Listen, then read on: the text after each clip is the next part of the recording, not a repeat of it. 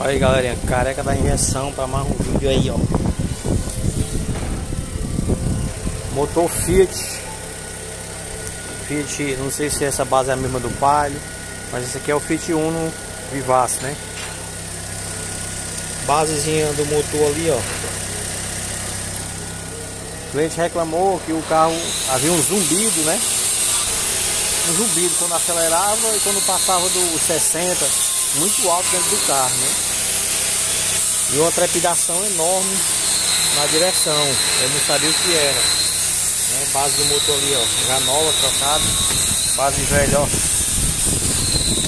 não tinha mais nada. Ferro no ferro, ó. Defeito aí muito típico desses carrinhos aqui, um Vivace, né? Defeitinho, ó. Base do motor, mais conhecido como coxinho do motor do lado direito, né? É isso aí, careca da injeção. Aqui é a sua melhor opção. Vem pra melhor. Vem pra melhor que você não se arrepende não, viu?